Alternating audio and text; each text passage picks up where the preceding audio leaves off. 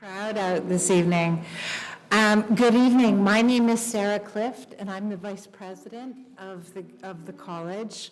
And on behalf of myself and President Bill Leahy, who couldn't be with us this evening, it is my great honor and privilege to welcome you to the University of King's College on the occasion of the 2022 MacLennan Lecture. Founded in 2017 through the generous donation of Oriel MacLennan, the annual MacLennan Lecture takes place as part of a visiting scholar program hosted by the History of Science and Technology program here at King's.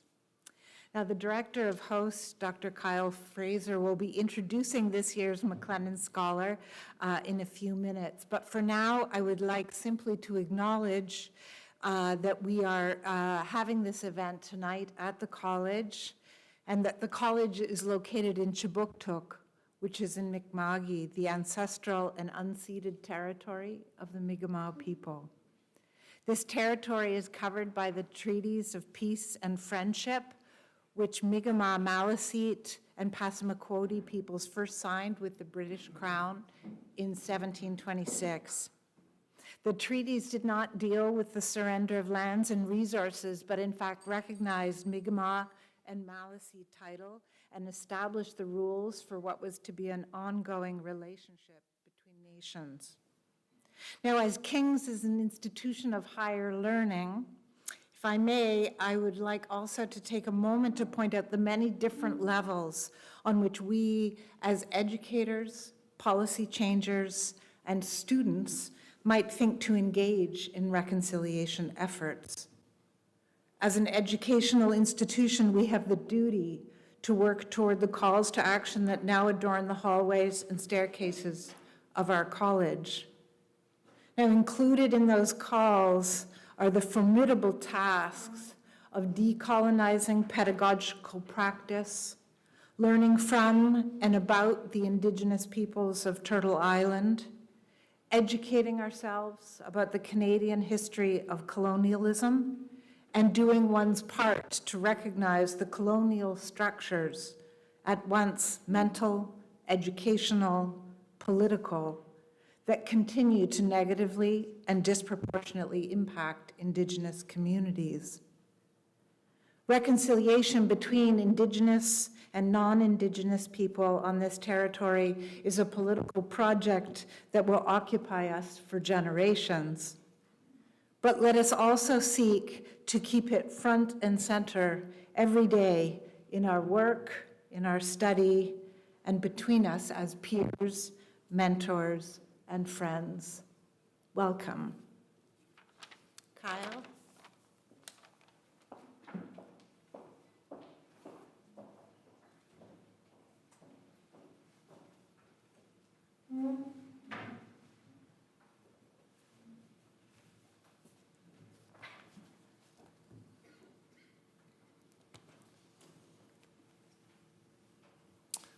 Thank you, Sarah. Good evening, everyone. I'd like to echo Dr. Cliff's words of welcome to our King students and faculty and to all of our guests from the wider community. Welcome, one and all. The MacLennan Lecture Series was inaugurated in 2017 as a public forum for the discussion of pressing issues relating to science, medicine, and technology. Since its inception, this initiative has enabled our History of Science and Technology program at King's to host many distinguished visiting lecturers at the forefront of the humanistic study of science. The lecture series exists through the generous patronage of Oriel MacLennan, who is here in the audience. A lifelong enthusiast of the history of science, amongst many other subjects, Oriel served for many years at Dalhousie as a reference librarian responsible for a myriad of disciplines in the languages and humanities.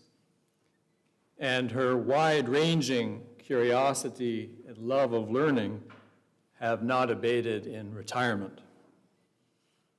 Oriel also sponsors the MacLennan Memorial Lecture in Astronomy at St. Mary's University, established in memory of her father-in-law, Dan MacLennan, who, as I understand it, discovered his love of astronomy at SMU upon his own retirement and shared with Oriel a similarly wide-ranging array of intellectual interests. Please join me in thanking Oriel and acknowledging her generous support of King's and the History of Science program.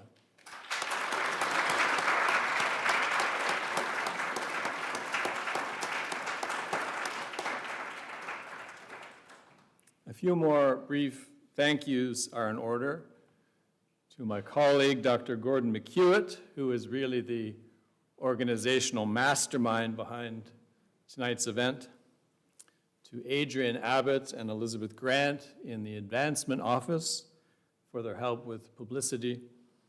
To Mark Panillo and Paul Robinson, our technical wizards who are live streaming this event. And welcome to everyone who's watching virtually. And finally, to host student Al Hansen, who is going to be helping us in the discussion period, which will take place right after the lecture. Now it's my pleasure to welcome this year's MacLennan Lecturer, Professor Erika Dyck, Canada Research Chair in the History of Medicine at the University of Saskatchewan. Professor Dyck is a trailblazing scholar, working at the intersections of the history of psychiatry, the history of eugenics, Indigenous studies, and the ethics of psychedelic research. After graduating from Dalhousie with her BA, Erika completed her MA at the University of Saskatchewan and her PhD at McMaster in the history of medicine. Her first book, Psychedelic Psychiatry, based on her doctoral dissertation, was published in 2008 by Johns Hopkins and republished by the University of Manitoba Press in 2011. Her second book, Facing Eugenics, was shortlisted for the Canada Prize in Social Sciences and for the John A. Macdonald Prize. Most recently, she's published Managing Madness, a study of the history of Canadian psychiatry, and Challenging Choices, an investigation of the politics of reproductive rights in the 1970s, amongst many other scholarly articles and chapters. And I've just discovered that her doctoral dissertation, and I guess her first book, has been transformed into a graphic novel, which is available through the King's Bookstore. Paul McKay will be set up here at the end, and Eric is happy to sign copies. Wonder Drug, LSD in the Land of Living Skies, and another new title, The Acid Room, The Psychedelic Trials and Tribulations of Hollywood Hospital. So you can pick up copies of those after the lecture. Professor Dyck is co-editor of the prestigious periodical, the Canadian Bulletin for Medical History. And in 2014, she was nominated to the New College of Scholars, Artists, and Scientists at the Royal Society of Canada and inducted later that year. I could go on and on, but we should begin. So tonight, Dr. Dyck will be speaking about the psychedelic resurgence, its history, and its societal stakes. Please join me in welcoming Professor Dyck.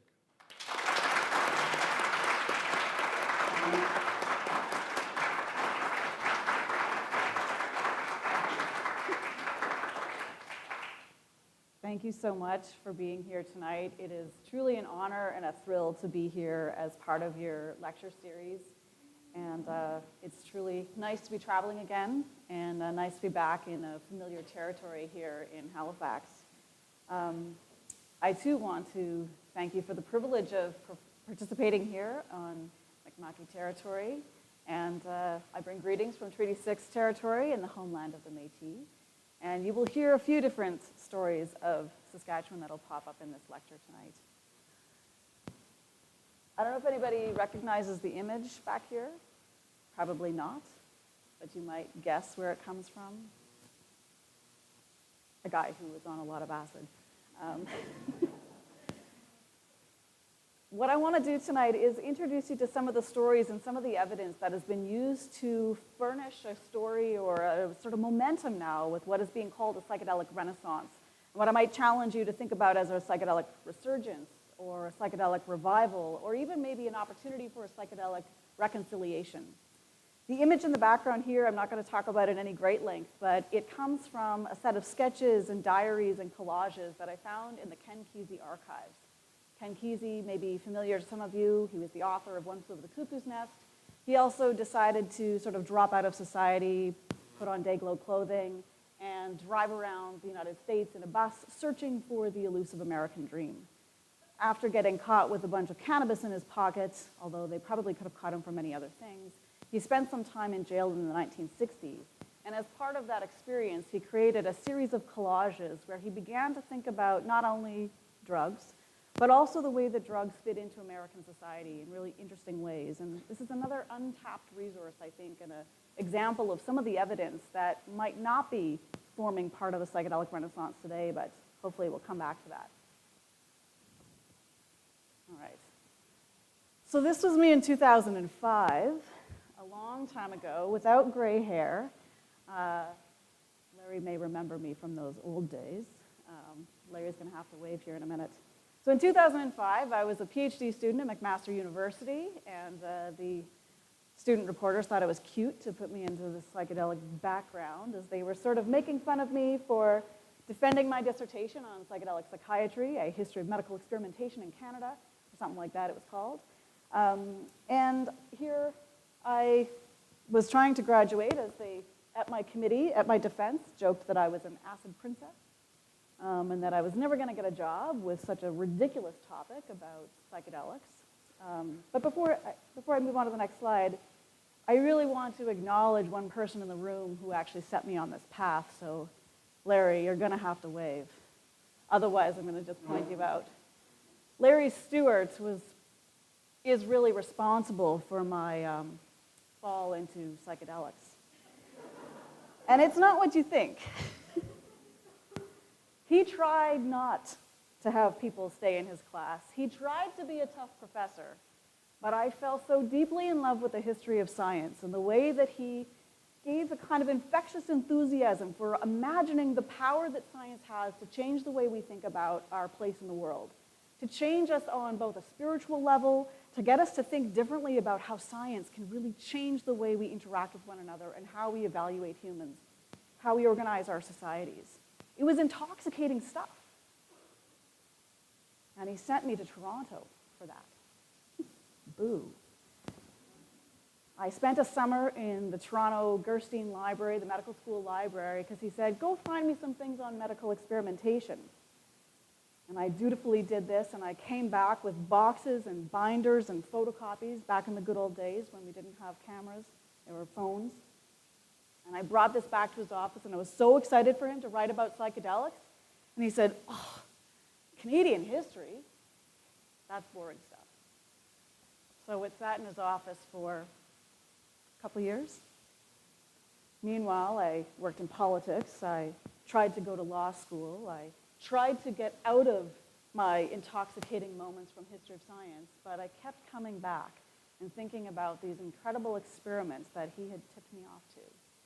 And I sheepishly went back and asked if I could have the boxes back. So he looked for them. And the rest is history. So thank you, Larry. And it's wonderful that he's here today because he decided to leave Saskatchewan and join you all here. Okay. In 2005, I mentioned, you will note the date here, 2005, graduate student Dyck says LSD may become a valid area of research. I got laughed at.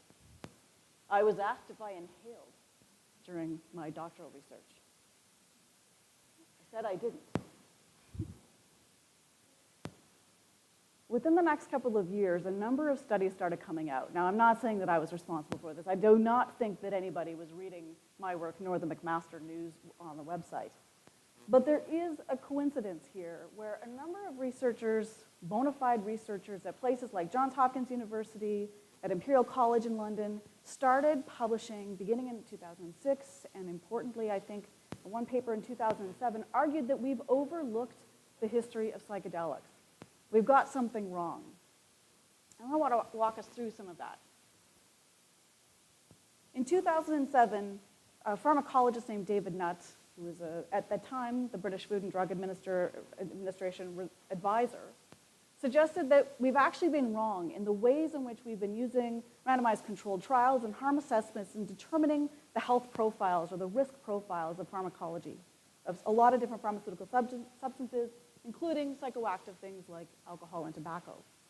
And he says that if we begin to measure things on the level of healthcare systems, we see a much, much more damaging effects from alcohol and tobacco. He said, in fact, if we imagine the downstream effects, the healthcare costs of a number of psychoactive substances, psychedelics fall on the other side. They're not addictive. They're not that damaging. And they don't cost our healthcare systems that much. So he was sacked. He landed on his feet, though, and he's now the head of an Imperial College Psychedelic Research Unit. And he was famously, more recently, called out for saying that ecstasy, or MDMA, is safer than horseback riding. He says, though, like if you fall off a horse, you can really hurt yourself. This was 2007. In 2012, child psychologist Ben Sessa wrote a book called The Psychedelic Renaissance. In it, Sessa argues that beginning in 2006, 7, 8, and accumulating over the next few years, there are more and more studies suggesting that we need to revisit this idea and that psychedelics may in fact enjoy a renaissance, a rebirth, a revival of kinds. Now, because I'm a historian, I have to point out that Sessa's not the first one to say this. In fact, guys in the 70s were also suggesting that acid deserved a renaissance moment, that there is a kind of renaissance capable within the context of psychedelics. And I know where I am. I know you guys are going to be upset with my use of the word renaissance, so I'm waiting for it. Over the last 15 years, we've seen a dramatic move from psychedelics going from a scattered few and maybe a few even deadheads talking about why we need acid to be revived, to now major conferences. In 2017, Psychedelic Science was held in Oakland, California, a place that has now decriminalized some of the psychedelics. There were 3,500 people at that conference. Many of them were academics. Some of them were scientists. A few were not. But it was a pretty major conference. The one in 2023 is pegged right now for being held at Denver. They're talking about having 35,000 people attend the Psychedelic Science Conference in 2023.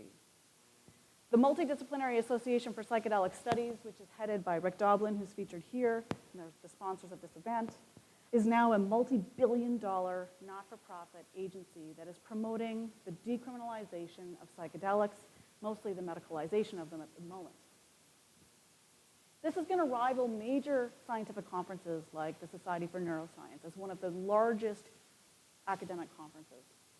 They want to shut down Denver, which, if you are watching the news, has also conveniently just decriminalized mushrooms. It's not just in the United States, though. These are just a few examples.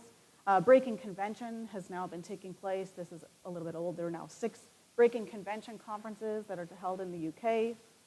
Wonderland, if anybody's paying attention, to me looks kind of like a circus, but it's a major industry conference in Miami.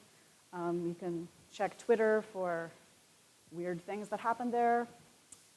ICPR is an interdisciplinary conference that is held in Europe, and each of these is claiming to be the largest or the best or the most unique of some sort. This one is the leading European conference. I attended this one. It was in the Netherlands. Not to be outdone, Canada is also beginning to host these major conferences that are bringing together researchers, industry partners, entrepreneurs, a lot of financial people, and some scientists even. In institutional places are also starting to pick up this trend. So we saw in 2017, Johns Hopkins University opened the first major psychedelic research unit, quickly followed thereafter by Berkeley opening a research and education unit. And here again in Canada, the University of Calgary currently has a psychedelic research chair. Queen's University has a psychedelic research chair. And I've heard rumor that there is also psychedelic research chairs being explored at the University of British Columbia and maybe other places. The American Food and Drug Administration, who some people argue is actually the kind of leader in this, that places like Health Canada will follow, places in the UK and Europe will follow the FDA, has started to declare breakthroughs for psychedelic drugs. In 2017, the FDA declared MDMA, methylene dioxymethamphetamine, or ecstasy, to be a breakthrough therapy, which means that it does better in clinical trials than any of its competitors. 2017. Now, this was for PTSD. The next year, USONA, which is based in Wisconsin, also achieved breakthrough status for psilocybin related to magic mushrooms. And this one, this was for major depression or major depressive disorder, treatment-resistant depression. That list is growing, not with the breakthrough therapies, but with the number of psychiatric disorders that are now added to the list of potential areas for treatments with psychedelics. And we're starting to see on the regulatory front as well, states and municipalities are starting to change their laws and think differently about how to regulate psychedelics, decriminalize them, medicalize them, or create some loopholes by which people don't get in trouble for taking them. Oregon was one of the first places to do this, decriminalizing nature. So you're allowed to pick the mushrooms that you see growing. Oregon is now also trying to move psilocybin into its medical system, and in some ways is looking like it's a leader in this regard. Colorado, we maybe heard about this in the cannabis story. Colorado started decriminalizing cannabis and was a bit of a test case, and now it has followed suit by decriminalizing magic mushrooms or psilocybin mushrooms as well. And we're starting to see the language of Renaissance being used with more and more regularity in a number of news reports and even in some of the scientific publications. I'm just going to give you a few examples here. These are the first 5 that came up as I Googled this. There are more and more suggestions that psychedelics are now going to change the way we think about mental health and illness. They're going to change our scientific systems, and they're ready to revolutionize or perhaps produce a Renaissance moment. I blame this guy in part. In 2018, Michael Pollan was food critic, and he took the wrong mushrooms, I guess. And he wrote this book, How to Change Your Mind. In it, he walks you through several different experiences that he has exploring different kinds of psychedelics.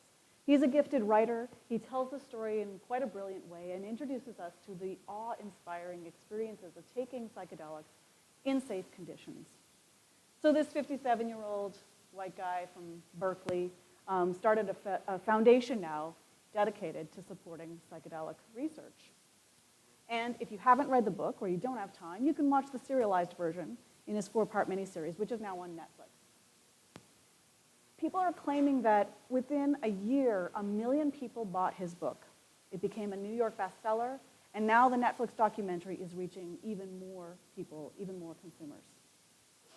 Maybe he is, in fact, changing minds.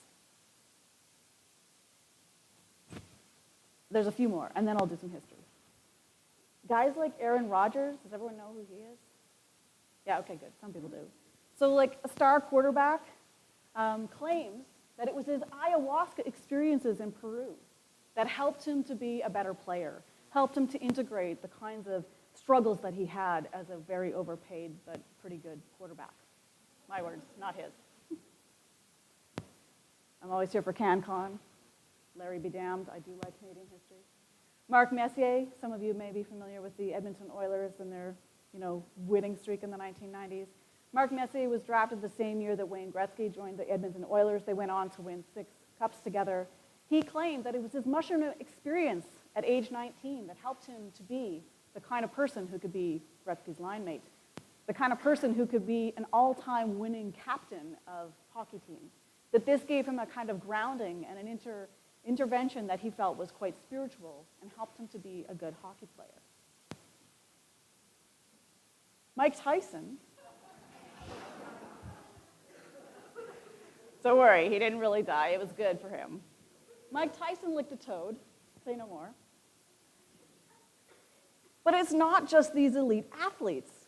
Steve Jobs, in an interview with a biographer, described LSD as the peak moment for him. Sorry, I shouldn't make that pun. As a really important moment for him that allowed him to think differently about his place in the world, his role as an engineer, this innovator extraordinaire.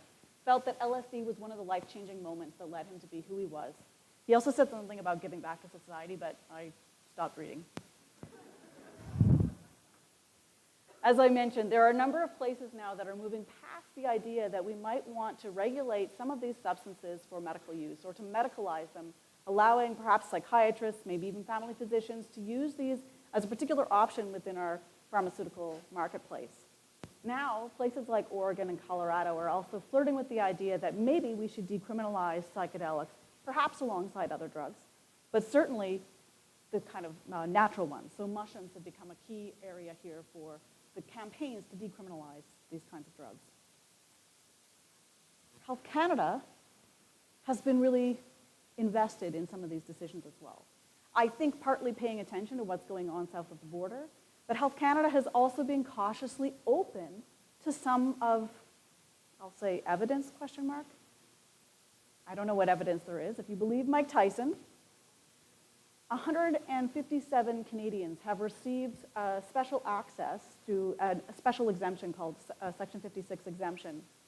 All but one, as far as I know, received access on the basis of end-of-life anxiety.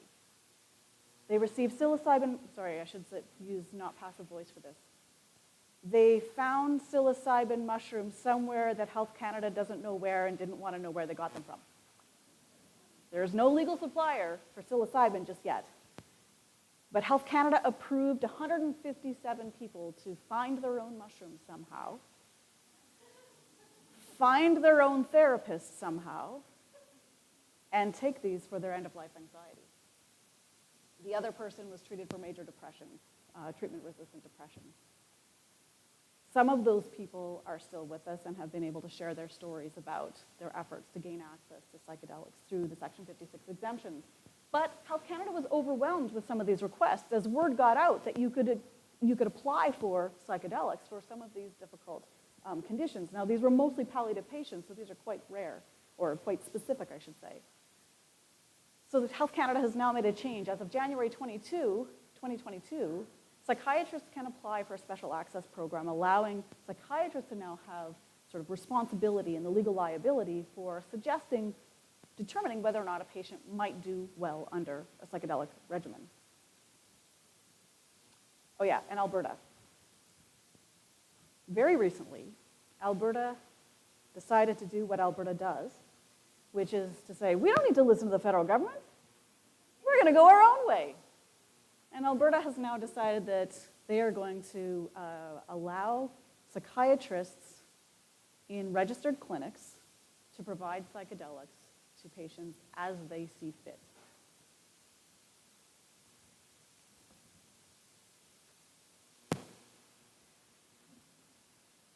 There are a number of clinics. So psychedelics aren't legal, by the way. Just in case I didn't mention that, I should have given that as a disclosure.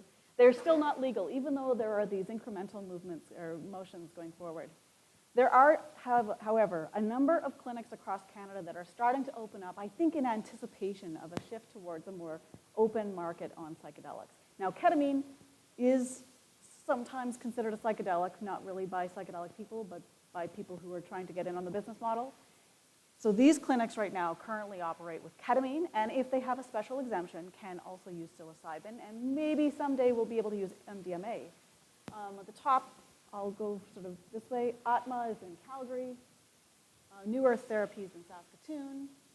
Field Trip is in Toronto, Fredericton, LA, San Francisco. Roots to Thrive is on Vancouver Island. Hallucinex is here in Nova Scotia. And Optimi is a supplier that Health Canada has only recently acknowledged in British Columbia. Johns Hopkins researchers, which in some ways are leading the scientific charge on this, one researcher, David Yaden, has recently published in August of this year in the Journal of American Medicine. He says that we've got to be careful, that there's a bit of a hype, that the hype, maybe it's the Michael Pollan bubble. In fact, that's how David Yaden introduces this idea. He thinks that maybe Michael Pollan's book created some hype, and now things have gone down, and now the science is going to taper things off. I think he's wrong.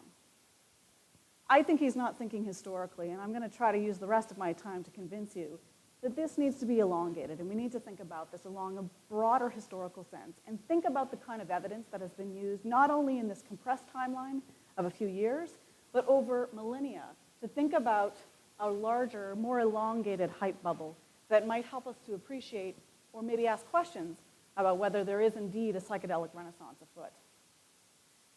So are we really experiencing a renaissance in psychedelics? And what does it mean? And what can I as a historian do to try to convince you that we need to think broader, more deeply, and we should probably quickly check what the definition of renaissance is.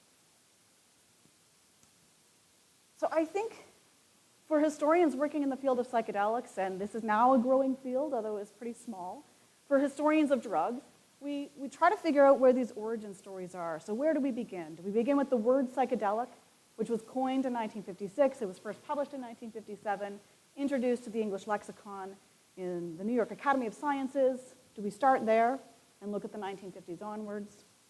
Do we begin to think about the role of magic mushrooms, which we know have been used by a lot of different communities, but the Sierra Mazateca in Mexico for millennia? Do we think about the laboratory uses, the synthesis of certain pharmaceuticals and psychoactive substances that were introduced in part of a pharmacological revolution? I don't know. For fun, my friends and I decided we were just going to look at what you could find, what kind of evidence could you find if you went to PubMed? What happens if you just go to the scientific literature that is available digitally to determine the origin stories and the spread of psychedelics through different regions over time? And so we did that, and what happens is PubMed doesn't go back that far. It's about 1965 as far as we're getting it with the digitized. And it creates these really cool spaghetti straps over a map.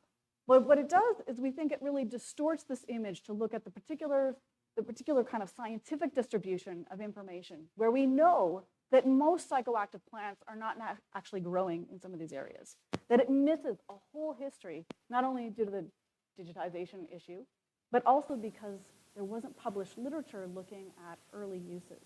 And we can do this for synthetic psychedelics like LSD, ketamine, and MDMA, methylene dioxymethamphetamine. We can also do this with plant-based substances. What have we got here? Peyote, psilocybin mushrooms, ayahuasca, which is actually a combination of plants. But we know from other kinds of evidence, archaeological evidence, anthropological evidence, ethnobotanical evidence, that there is a much, much deeper, richer, more diverse tradition of psychoactive plants, of non-altered states of consciousness, of spiritual encounters with non-ordinary states that should be part of this conversation perhaps, but that are often written out of it.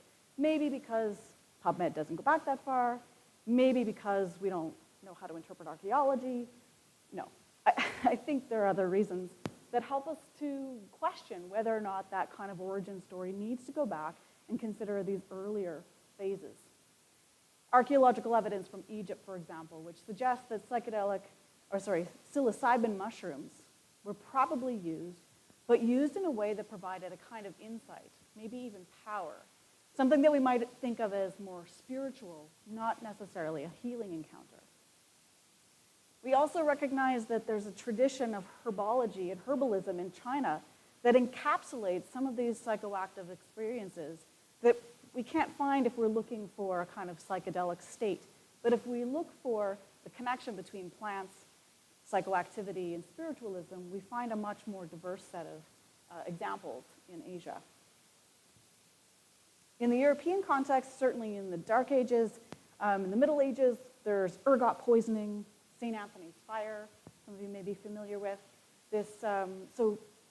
Consuming ergot, which is a fungus that grows on grains, mostly rye, it affects circulation.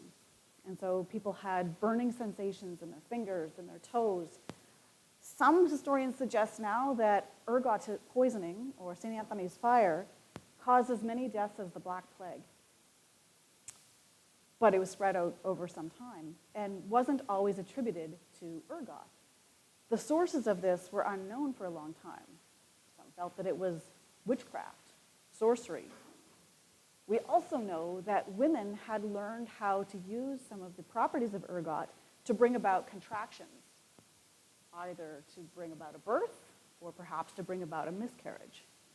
And that information was kept secret because there were real concerns about causing miscarriages. Back in South America, looking in the Andean region, we know that there are examples of San Pedro cactus causing what we might think of later as psychedelic reactions that go back many, many millennia. In fact, I could update this. I was reading this morning that even 1500 BC, there's evidence of San Pedro. And we see this in different woodcuts. This is a stone cut.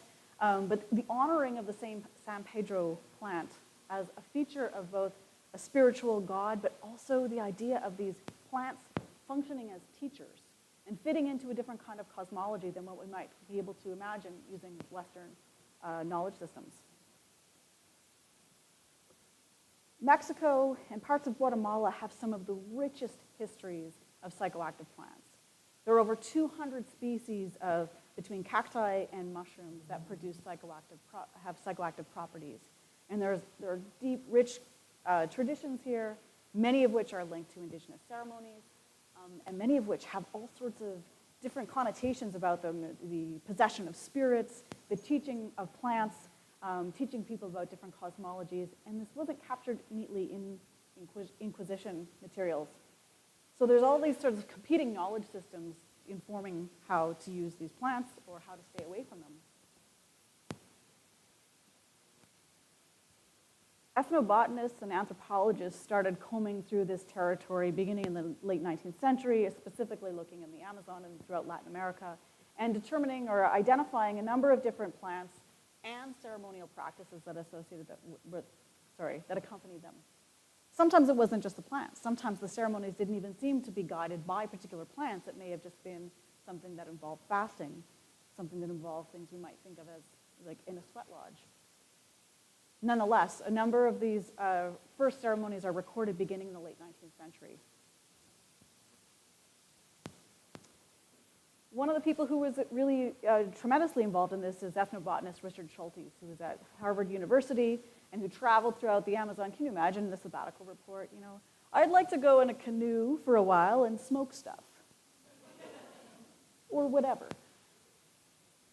Schultes becomes really important not only because he begins to record a lot of the ceremonies and the rituals that he encounters, but he works with linguists and begins to really challenge some of the knowledge systems that had held some of these things in separation. He's interested in the spirituality piece. He's interested in the historical aspects. He's interested in looking at Aztec iconography, for example, where he recognizes, through help of others, of course, he recognizes the ways in which some of these plants have been honored in a variety of different ways, both in combination with other plants, but in combination with certain seasons, with certain stories, with certain mythologies, leading to a kind of cosmology that challenges some of the Western knowledge systems. And in his book, which is awesome, it's a little golden guide book. You can put it in your pockets. You can go on your own Amazon trip and look for these things. He includes chemical knowledge, like the mushroom chemistry here, but he also incorporates it very nicely and quite beautifully with some of the rituals that accompanied these that he encountered on his travels. Now, he inspires a whole bunch of people to apply for a sabbatical, to go on a canoe. No, just kidding. He inspires a bunch of different people to begin to think about how these plants and those substances and those experiences commingle with different rituals, different ways of organizing knowledge, different ways of thinking about our relationship with nature. And a number of people start writing about this, some of whom really work in more of an anthropological tradition and others in more ethnobotanical. But I want to suggest that I think the efforts to think about plants in harmony with systems of knowledge that incorporated cosmologies and incorporated different ways of thinking about spirituality, religion, and healing is more of a cohesive unit, I think really ran against the grain of the rising tide of Western knowledge that was looking to isolate chemicals from their plants.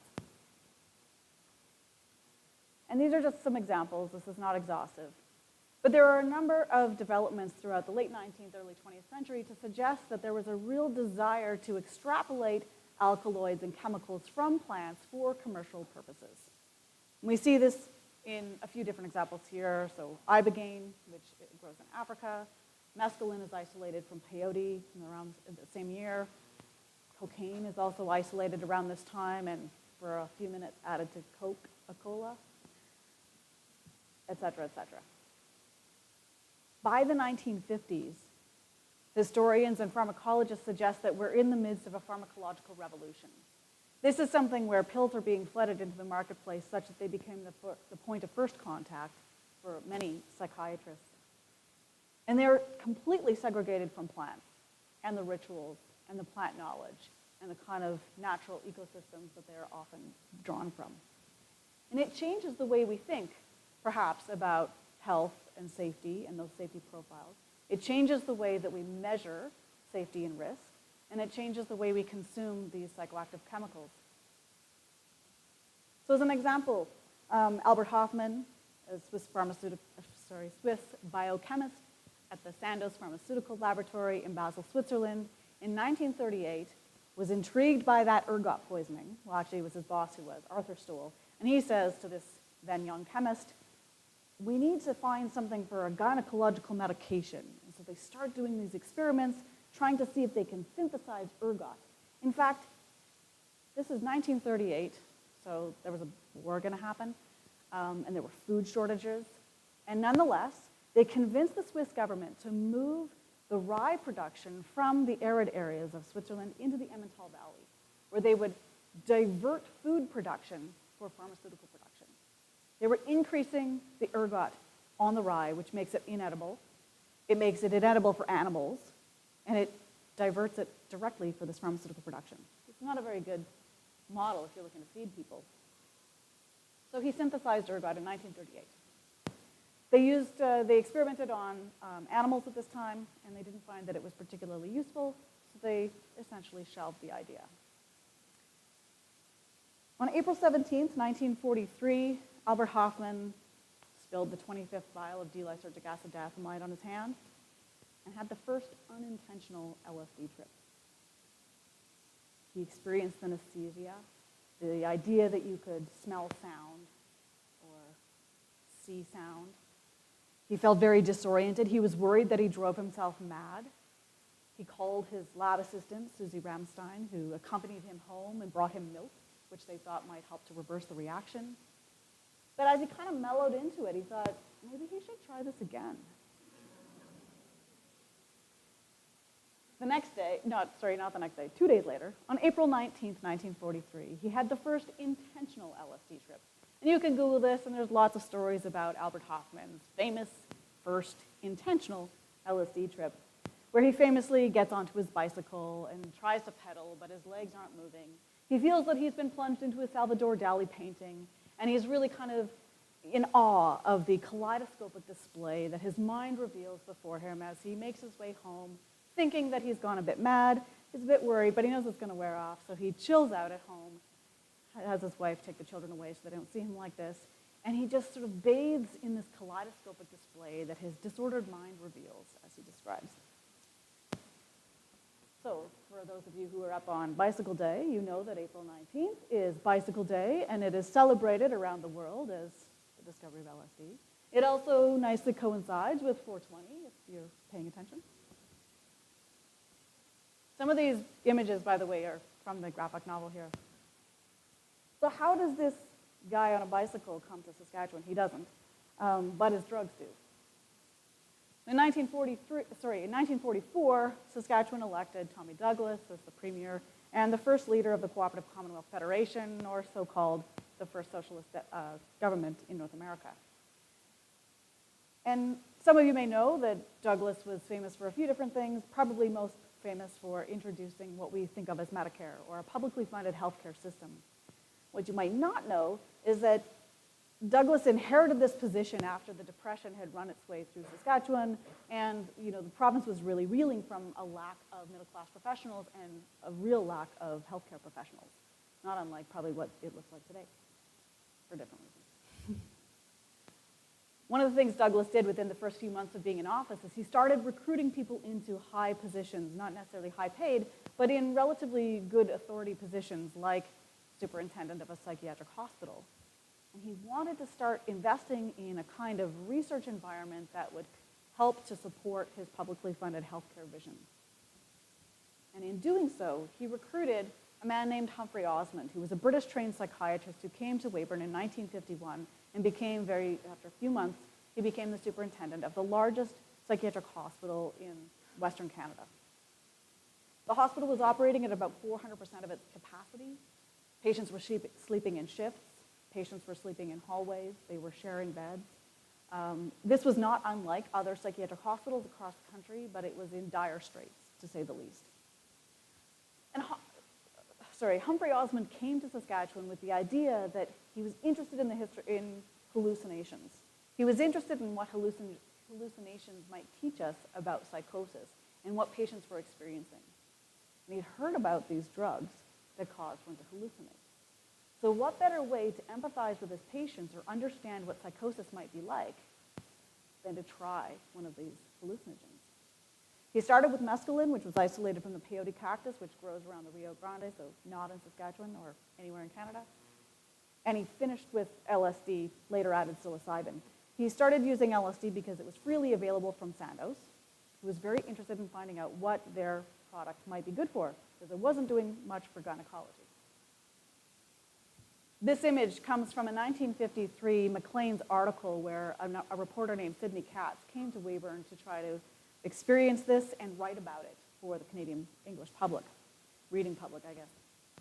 The carpet is real, although it kind of came to life here a little bit more. Sidney Katz describes sort of, again, that synesthesia that was experienced by Hoffman as well, this idea that it sort of mixed up your senses and confused things. And what they thought was that this was introducing people into a model psychosis, a way to study psychosis in a way that was unimaginable before. You could both empathize with your patients and you could try to understand this disease from a different perspective, which was really exciting for a very overcrowded hospital. This kind of research attracted attention from a variety of people, not just scientists or people working in clinical fields, but also people like Aldous Huxley, who was then already a celebrated author, but living in Los Angeles. He invited Humphrey Osmond to visit him at his home in 1953. Osmond did, somewhat trepidatiously. He said, I don't want to go down in history as the man who drives Aldous Huxley mad. But he took a bunch of mescaline, got in his Volvo, drove to Los Angeles, and gave Aldous Huxley mescaline. Within a month, Aldous Huxley wrote, The Doors of Perception. I was going to say Brave New World. No, that was before. Within a month, he wrote this. He was so enchanted with the ideas that had come to him during this experience where he felt that he had seen naked existence. He saw reality in a new way. He imagined things that he couldn't have imagined before. And it inspired him both in terms of his ideas on philosophy and consciousness, but it also inspired him to seek out different kinds of languages, linguistic traditions, and knowledge systems for trying to explain what he felt was very unexplainable. And it's these two men had come up with the word psychedelic. Now, you don't have to read that. I'll tell you what it says. I was just really excited to show you the original documents. When we found them in the archives, I squealed. In 1956, Aldous Huxley writes, to make this mundane world sublime, just half a gram of phanerothym. He's mixing some Latin roots, I'm told. Humphrey Osmond responds saying, to fathom hell or soar angelic, you'll need a pinch of psychedelic. And he introduces this word, and they go back and forth for years afterwards, describing why they invested in the word psychedelic as something that moved away from a particular model that tipped its hat necessarily to something psychoanalytic, something psychopharmaceutical. They wanted something delos, to bring to light, to open up this space and to invest in some kind of research that would think about psychedelics in a way that would borrow from a variety of different disciplines and different traditions. mostly Western traditions, I should say, but nonetheless. Another person who was attracted by their research was Bill W., or the co-founder of Alcoholics Anonymous, the co-founder of the 12-step program for treating alcoholism, which was the leading intervention for alcoholism at this time. I should say that after designing the model psychosis, they began testing this idea on alcoholics, finding that they could bring people to a point either of a rock bottom moment where people were seeking insight, but often actually they started giving fairly large doses of psychedelics to alcoholic men, and these men had real spiritual experiences, something they hadn't anticipated. Many of them claimed that they saw God, that Jesus had come to visit them, that they had seen the Virgin Mary tell them to go on a straighter path. They have these really poignant stories where they claim that these insights helped them to generate the courage necessary to change their lives, to seek help. It didn't necessarily make them stop drinking for taking the psychedelic, but having the psychedelic experience convinced them that they needed help, that they needed support, and they turned to AA often to gain that support. Bill W. came to Saskatchewan and took LSD to see for himself if there was something to this story. Now, as the only surviving member of Alcoholics Anonymous at this time, he did not feel that he could publicly say, you know what, guys, you should try some psychedelics. But he did quietly support the movement of patients who were having trouble staying with the 12-step program, and he drew them into these programs. We know that in Manitoba, Saskatchewan, Alberta, North Dakota, and Montana, Alcoholics Anonymous chapters were referring patients into psychedelic research centers. The results were astounding. So Alcoholics Anonymous was claiming about 40% results. There were no other rival medical interventions that were claiming the same kinds of rates. About 30% was the best you could get with aversion therapy, with ECT, with a variety of other interventions. Psychedelic therapy was starting to claim 40, 50, 60, and up to 90% success rates when combined with Alcoholics Anonymous or group therapy sessions. These are unheard of. This sounds like hype. 2-year follow-ups, and my favorite, 2-year follow-ups where they had to do persistent interviews with the wives to find out if these guys actually were better people, suggested that up to 90% people of the men who came through these programs were recovered. I interviewed some 40 years after their experience, and I have to say that every single one of the men I interviewed wept as they talked to me and told me that these guys needed a Nobel Prize for saving their lives. These were deeply emotional responses that they had even decades after they'd had these experiences. Also in 1956, the researchers in Saskatchewan recognized, in part because they were reading anthropological literature at the same time, trying to draw in these different ways of thinking, they recognized that there were long-standing indigenous approaches to using psychoactive plants, including those with psychedelic properties. And they started participating in a small way in Native American church ceremonies. The only Native American church that was registered and legally permitted in Canada was in Saskatchewan. It was registered in the early 1950s, and it held as its sacrament the peyote or peyote cactus. Now, the Native American church came from the United States, although it kind of concretizes a set of practices that had been recognized for probably 200 years. I can talk about the Native American church more in a moment, but what I want to really point out here is that not only were they kind of superficially participating in some of these ceremonies, but they started to incorporate some of the lessons from those ceremonies into their own designs, into their protocols, into their treatment sessions. And these are two examples here just to briefly point out. One was for the group therapy sessions. They referred to and directly referenced the Native American church experiences that they had and started drawing on some of the wisdom from those church ceremonies. The other were designs for how to design a hospital in this circular model that took some of their lessons as well from the Native American church. Now, I don't want to romanticize this too much and say, you know, there's a bunch of good guys and they really wanted to do this. I think part of that is true, but I think one of the things we have to bear in mind here in Canada is that the federal government was also trying to change the Indian Act at this time. So any efforts to draw attention to the peyote ceremony quickly got shut down. In fact, the member of parliament from North Battleford, where these ceremonies were taking place, declared that these were orgies. that people were getting intoxicated and having drunken orgies. They weren't drunk, but anyway. And he tried to prohibit peyote. The federal government responded by prohibiting peyote and saying, well, you can keep your ceremony, but you can't have any peyote. People like Humphrey Osmond and a number of researchers in Canada band together at that time and tried to help protect the access to peyote ceremonies in Canada, but they ultimately failed. And as part of this, there's a whole other set of stories that are about changing the Indian Act, removing Indigenous treaty rights, and taking away further provisions for religious access. In that context, there was no chance for the peyote ceremony to continue. And this is not just in Canada. There's a kind of cascading moment here as a number of religious groups around the Native American church are continuing to try to gain access, not for healing purposes, but for religious purposes in the beginning of the 1950s. And we see this sort of these constant struggles going on for the next couple of decades. It's now coming back. And some of the work in Oregon is actually picking up on those religious rights again. But in the 1960s, something changed.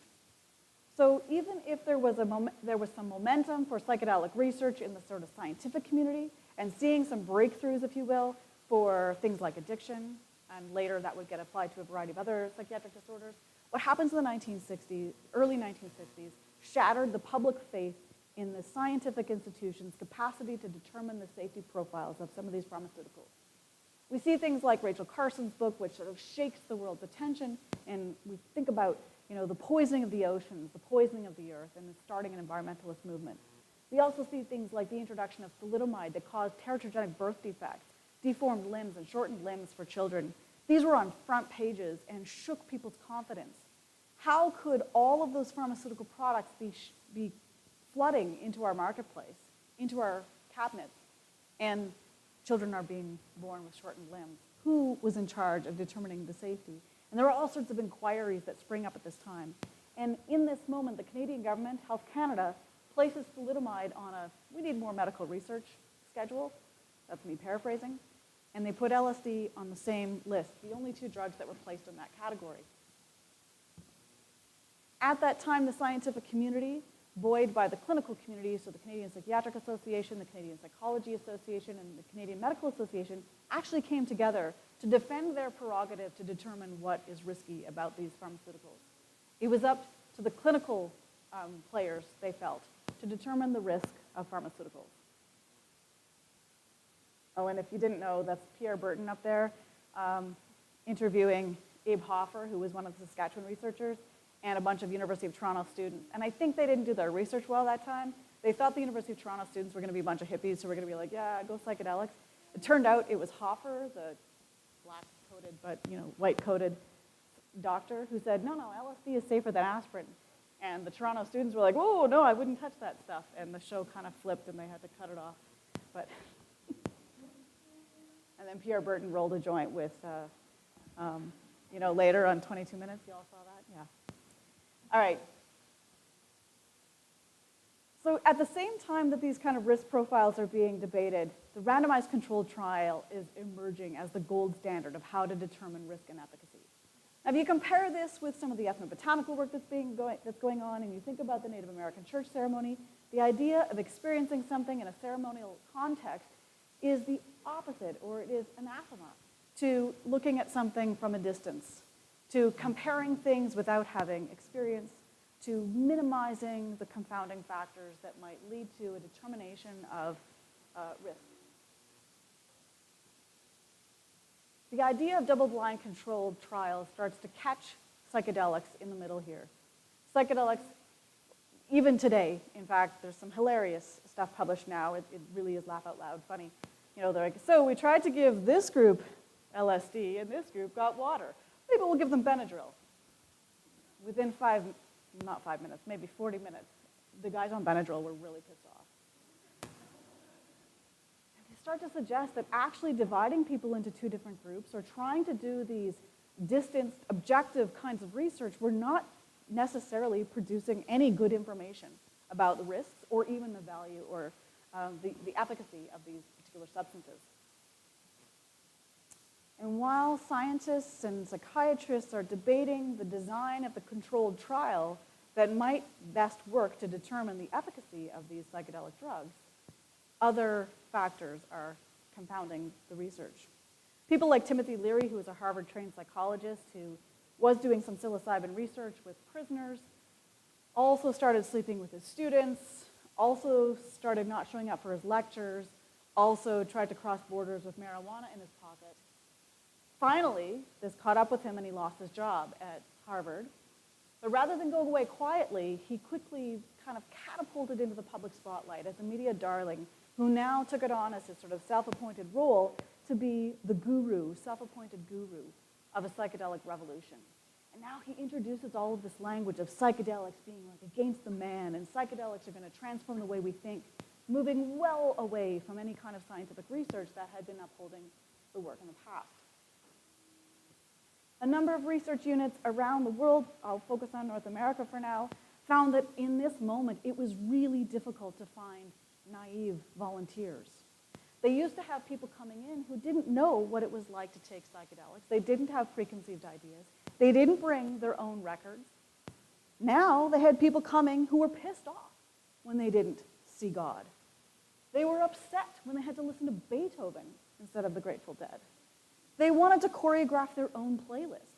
And they said, we can't do research like this. We cannot do research when people have preconceived ideas about what the research is going to be like. We also know that at least by the early 1960s, it seems that Sandoz was not the only supplier of LSD. Now, it's a super fun thing to try to do a history of blotter acid, because like, you're supposed to not have it anymore. You're supposed to consume it, right? So it's hard to find good histories of blotter acid because you could just hear people tell these larger-than-life stories about like, oh yeah, the orange sunshine, man. It was the best, but I don't have any proof of it. So trying to find evidence to chart out when did acid start being distributed on little blots of paper. And it seems, according to Mark McLeod, who is both an artist and an amateur chemist, and I'll leave the rest to your imagination, he thinks it started in about 1962. The idea that amateur chemists could now make things like acid or D-lysergic acid diethylmide, or soon after MDMA or ecstasy or 2-fly or a variety of other kinds of psychoactive substances that cause you to hallucinate, and distribute it on bits of paper that were difficult to detect at the best of times and very difficult for police to detect, and take those to concerts. This was confounding things even further. Now clinical researchers were faced with people taking things that were causing them to behave wildly, hanging out at concerts, dancing, sometimes taking their clothes off, and now they were being blamed for a psychedelic revolution. Public health ads started to move quite swiftly by the late 1960s into moving away from any kind of hype about the potential for psychedelics to bring benefits in our healthcare system to psychedelics causing insanity, frying your brain, MDMA causing holes in your brain. And you can find, I'm not making this up, you can find all sorts of papers that were later retracted. You can find public health statements and buttons and all sorts of campaigns suggesting that psychedelics were actually the most dangerous drugs. Richard Nixon declared Timothy Leary to be the most dangerous man in the world in 1971. This was a guy who was like hanging out, not wearing pants a lot. Like, pretty dangerous. I don't mean to jest, like he may have been dangerous, but there was a war on in Vietnam at this time. 50,000 men had died by 1971. And a guy who was once again caught trying to cross the border in Mexico with $5 worth of marijuana in his pocket is declared the most dangerous man in Canada. The health minister in Canada suggested we should follow suit after, of course, a prolonged investigation into the non-medical use of alcohol and drugs, where they decided, yeah, we're going to follow what the state says. So in many respects, that's where the story ends. And there's some histories of psychedelics which suggest that by the 1970s, where there's no more research taking place.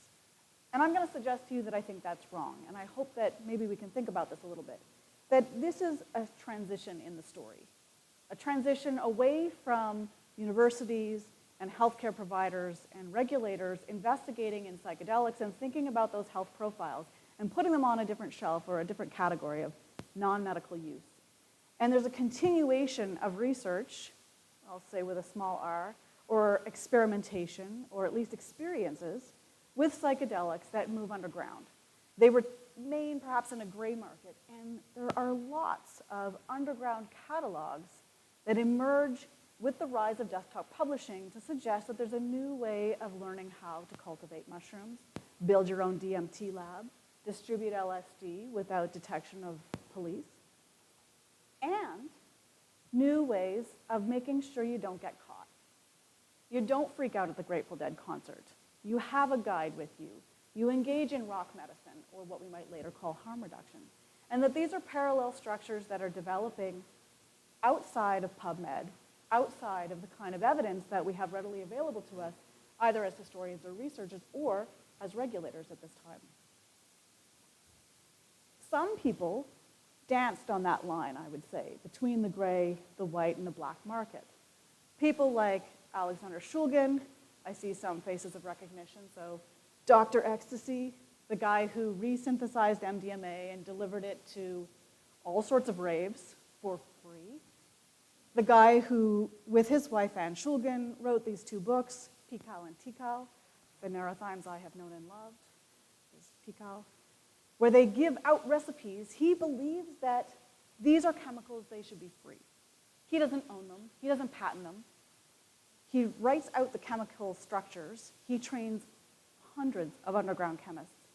And Anne Shulgin, as a trained psychologist, takes these drugs with her husband and writes about the experiences as a first foray into harm reduction in this context. Together, they are perhaps responsible for introducing more than 200 psychoactive chemicals into the California underground from 1966 until Anne died a few months ago. I'm holding 2-Fly if anyone's interested in their lab. Now, some of us are wondering, where is the psychedelic renaissance coming from? Is it going to be led by the scientific momentum, by the Johns Hopkins, the Berkeleys, or maybe even King's University? I don't know. Is it going to be led by the academic institutions that are looking at the safety profiles and are following a kind of systematic ordering of evidence? Or is there going to be some underground momentum that is going to push this, like I hopefully suggested at the beginning of this lecture, where some of that hype is actually coming from a different story, a different trajectory? An argument that citizen science, or the idea that everyone can be involved in citizen science, but what if we had citizen psychedelic science? What if we listened to the people who have been growing mushrooms in their basements or not for some time, or in the Annapolis Valley, I hear on good authority? What if we listened to them and started thinking about harm reduction and risk profiles by bringing together these other kinds of knowledge systems? A few research units are beginning to recognize this with a kind of no questions asked attitude, trying to harness that evidence. We don't have clinical trials right now with any kind of robust numbers to really determine the efficacy or harm profile of some of the psychedelics. But we do have hundreds of people on Reddit giving advice about how to microdose, or macrodose, or multidose, or what not to do. Should you take it when you have schizophrenia? PubMed says no. Reddit says under these conditions. Imperial College is now asking people to come forward, no questions asked, to share their personal stories and to harness that evidence that has been collected, or not collected rather, but has been happening for the last 40 or so years. All right, I'm concluding. So I want to leave you with some questions. If psychedelics join the mainstream, if they go through this sort of academic scaffolding, if they go through Health Canada or the FDA or whatever, will they just add to one more pharmaceutical option available to us? So you can take your SSRIs, you cannot take your SSRIs, you can take them with or without psilocybin. You shouldn't. You shouldn't take them with psilocybin. The medical evidence right now says you should wean off of SSRIs before you try your psychedelics. If this gets pushed through, will this just become another commercialized product that will be one more thing that is not actually adding to the solutions for the mental health burden? Will it take the magic out of the mushrooms? Is David Yaden right, that we're just waiting to actually capitalize on this moment, and that has nothing to do with transforming the way we think. Or are our academic institutions actually too brittle, not flexible enough, not nimble enough to recognize the way that science is actually in our society and is pushing further away from what we might think of as trust in science and those scientific institutions that are designed to keep us safe, but are out of sync with the way that people are consuming these products or making their own or whatever. I want to put Porta Sophia up here because I want to give a shout out to them. This is a cool initiative, by the way, if any of you, no questions asked, if any of you are interested in identifying prior art. So there are companies right now that are claiming that they are the first to do something, and they're patenting and they're making money off of psychedelics. Many of us psychedelic historians are pissed off about this, because just because they don't go know where the archives are doesn't mean that they are the first. Porta Sophia is trying to encourage crowdsourcing for archival information so that these guys can't patent things that have already been introduced by people like Alexander Shulgin, but these guys aren't reading them. Kind of protecting underground, but also protecting the historical use. And is this an opportunity, if we embrace the psychedelic renaissance in the full sense of what a renaissance might mean, is this an opportunity to actually reconcile with different knowledge systems? Much, much bigger than trying to squeeze psilocybin through a regulatory loophole. Is this an opportunity to think differently about health and healing and spirituality and trauma and the burden of despair in our society? And think about opening ourselves up to different ways of imagining how we might use these knowledge systems, indigenous knowledge systems in particular, to think about harm and safety and care for one another.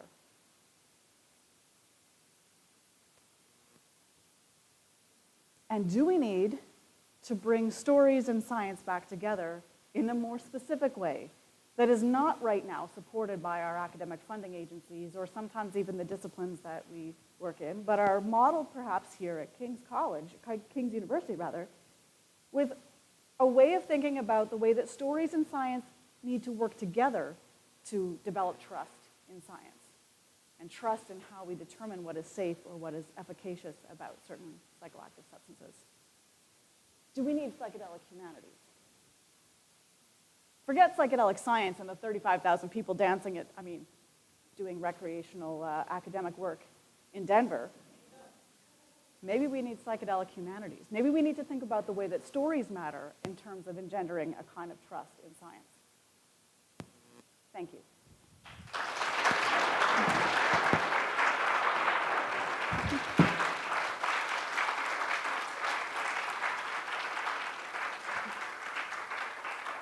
Thank you so much, Erika.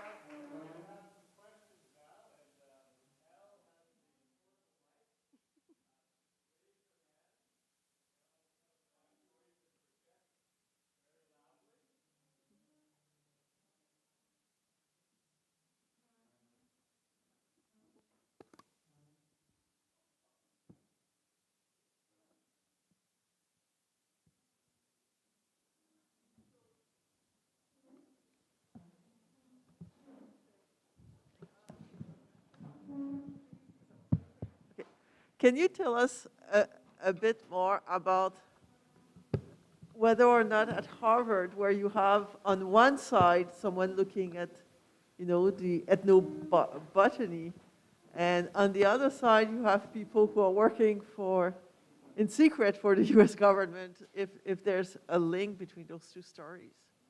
It's a really good question. So, how much is Harvard to blame?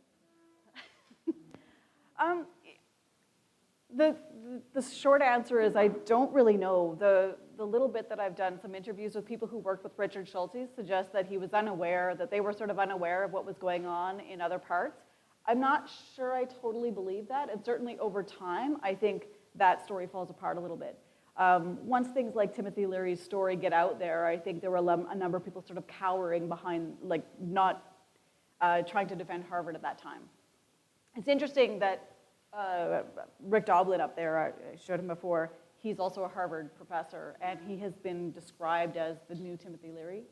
Now, he rejects that, of course, but I think there is something to be said. Sorry, it's really echoey here, but I think there is something to be said for a missed opportunity to actually, even at that time, the way that the disciplines were, separating out and funding systems were separating out, that there wasn't an opportunity to bring that a little closer together, both to recognize the challenges that they were producing, that they were working against odds or at opposite ends.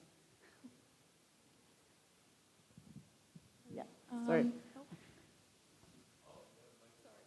I'm not in charge. I'm just wondering, do you know if there's only been research done on using psychedelics to treat depression?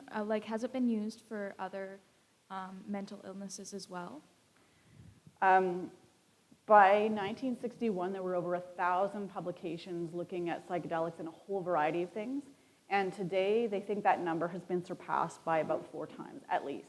So there's all sorts of things being trialed right now, some of which I think are sort of more legitimate than others. Johns Hopkins, for example, has been looking at a lot of end-of-life care, but they've also looked at treatment-resistant depression, end-of-life anxiety, anything that's treatment-resistant is being looked at in this way. OCD, ADHD, smoking cessation, anorexia. You can find almost anything in the DSM probably is getting some attention from psychedelics right now. They seem to be using it as a really sort of blunt instrument, I think, in terms of applying it to a whole variety of things. And, psychedelics do cause people to feel things.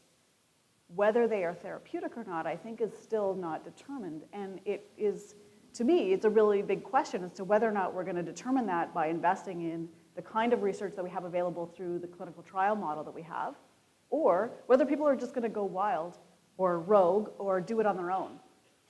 And that's a big question that I don't think is really out there yet. But yes, almost every indication. And there were many hands, sorry. Do I choose? No. Kieran.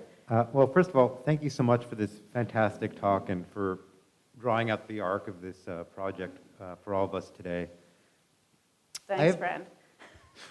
So speaking in terms of the arc, I kind of wanted to ask a question reflecting on how you sort of began your narrative in Saskatchewan with the government of Tommy Douglas, creator of public health care, taking this turn in interest in psychedelics, but for therapeutic and linking it to the development of medical science, and how different that context is from our contemporary moment, and maybe just the dynamics which you alluded to at the end of your talk of the commercialization or capitalization of these substances in a very different political economy. So how do you view the larger context in which the state or public health care operates in relation to this resurgence or revival or renaissance or perhaps co-option?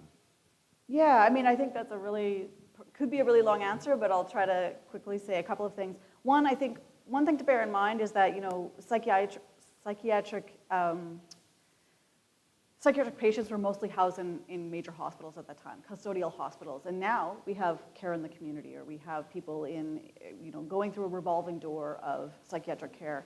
So I think the context is really different. And I think add to that a big dose of neoliberalism, which says, no, you can do this on your own. What you need is a different pill or a different modality, and then you can, come back into society, or you can work and pay your taxes or whatever it might be.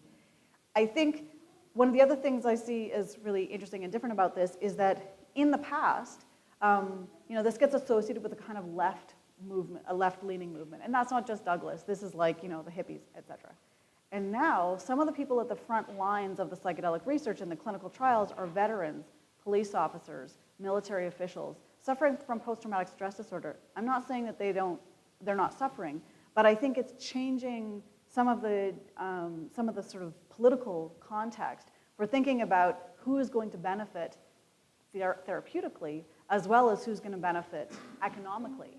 Right now, the United States is leading the charge in terms of the most momentum and a lot of private funding going into funding trials, which are not necessarily licensed or recognized by academic institutions or those public institutions that have oversight. That private money is pushing also into a private health industry. And there's a direct line there. places like Israel, the UK, Canada, France are also investing in psychedelic research, but I think it's being overwhelmed by the pace, the frenetic pace that I see in the United States that is pushing for breakthrough therapies, and I think is going to probably go too quickly and will not catch up with these other elements that I think, I'm agnostic about whether psychedelics should be, designed for this medical cure or something like that, but I think we won't actually know what they're good for if they continue to be driven by these other purposes that aren't actually rooted in science. And if the trust in science continues to break away, and we listen to Mike Tyson, I think we're doomed. How's that? We should have a beer later. Yeah. Or I don't know if I'm allowed to pick. Mm-hmm.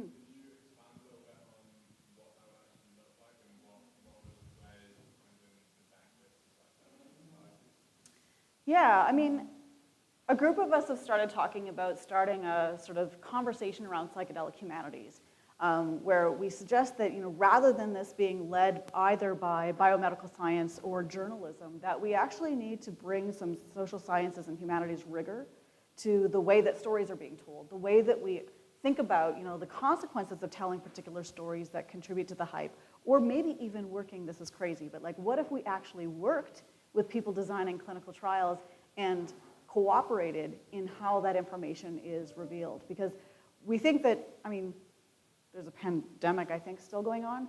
And, we can think about vaccines and the way that vaccine information and vaccine uptake were not always aligned, right?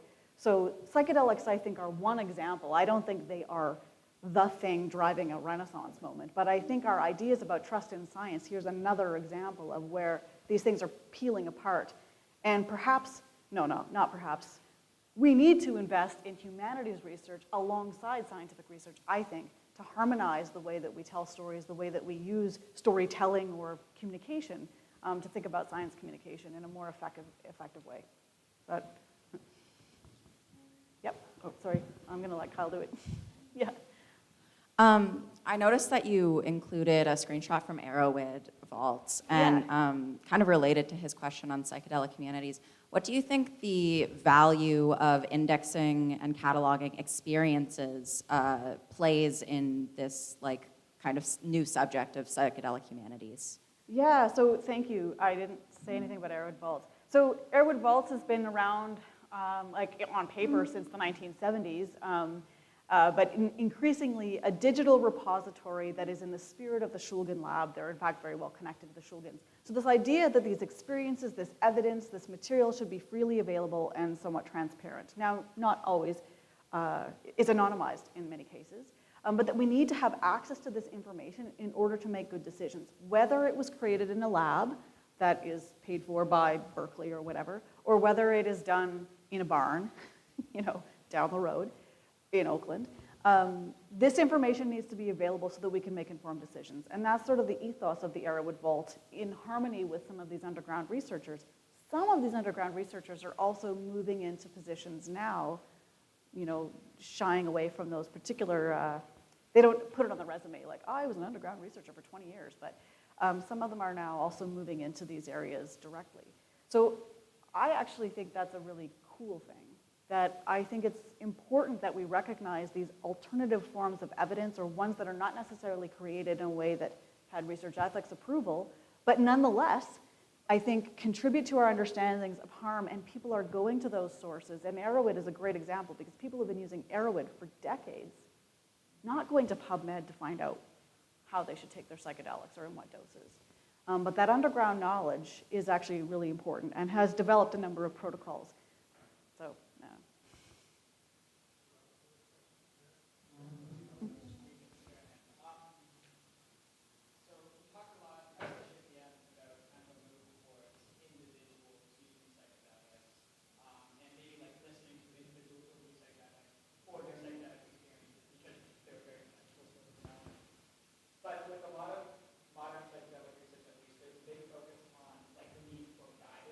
Mm-hmm. And so how do you rectify a focus on individual psychedelic use as important with the risks that are associated with individual psychedelic use, especially for people who have mental health problems and are fearing about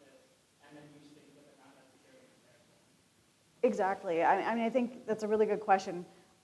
One of the ways I'll try to answer it is that there are hot debates right now as to whether or not therapists, again, it's not legal yet, but there are therapy programs out there sort of anticipating the medicalization or somewhat regulation.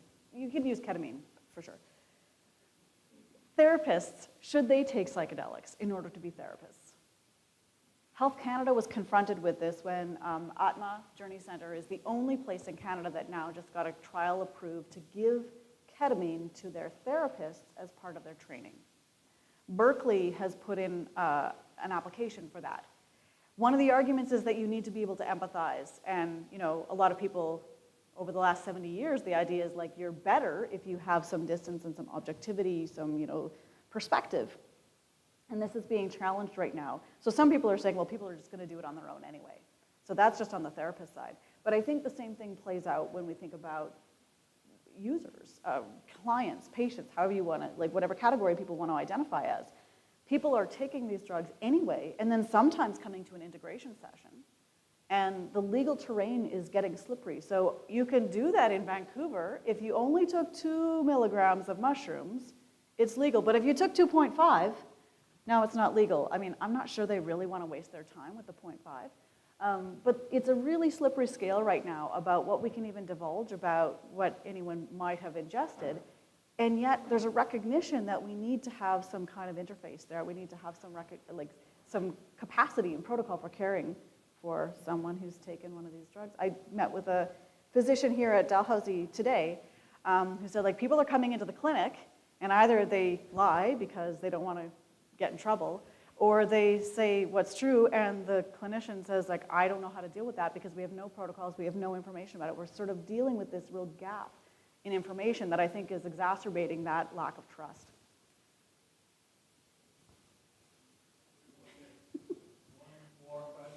I think. Al's coming. Thank you so much. So I'm asking a little bit of a forward-thinking question. So understanding that no matter how well-intentioned, psychedelics are and like the benefits of them, anything that enters into these sort of systems, like our healthcare system, et cetera, are subject to the types of driving principles. So in this case, capitalism. What are some ways you think that these systems will, quote unquote, like poison the good intentions / benefits of psychedelics into the mental health services? Because you can make like a policy argument where it's like it reduces the strain, et cetera, but like how will these systems, do you think, ruin it? Yeah, I mean, I think it's really tricky right now because there is quite a lot of hype, and I think there's a lot of like well-intentioned hype even. I mean, I think there's a real exhaustion with the limits of the mental health system right now. We have a burden of mental illness that is unknown in human history for the levels of concern, the levels of despair, the treatment-resistant options, right? So I think there's a real desire to see something different. I worry that, psychedelics are not a magic bullet. They're not going to fix everything. And I think the concern, if it just goes through like another set of options, I think it's actually going to be not at all sustainable, and we'll just see like a return of what we saw in the past, of psychedelics kind of running amok and going all off the rails. If we want to see a more sustainable integration of psychedelics, I think there has to be more evidence, and again, whether that comes from clinical trials or Arrowhead Vault, I think we need to think really profoundly and deeply about the systems of evidence, the kinds of evidence, what counts as evidence when we try to determine how best they fit. Even if they stay prohibited, people are going to take psychedelics. It turns out. So I think getting more evidence, understanding the harms, because right now the harms are really being downplayed, and maybe that's true, but we don't actually have trials of any kind that are really systematically demonstrating what's at risk. What's at risk if you take psychedelics when you're pregnant? I asked this of a neuroscientist in Alberta who wrote a book about the harms and risks of psychedelics. He says, we don't know. No one has ever taken psychedelics while pregnant, he told me. I'm not recommending it, but I'm just saying, things are gonna happen. And so we just don't have that kind of information. And I worry that there's the kind of cannabis hangover that, the idea is, we'll just medicalize these for a few minutes and then they'll be available at the 7-Eleven. I don't think we're ready for that. I think rather than sort of subscribe to the hype that I feel going to these conferences, the sense of urgency, like we got to get this done, we got to get this done, we got to solve mental health. I think we need to slow down, pause, listen to some of the elders in the room who have participated in knowledge systems with non-altered states for millennia. I don't mean individuals who have, I just thinking about this broader set of influences that might help to guide this moment in a deeper way than just quickly trying to grab the low-hanging fruit and push something through a regulatory moment.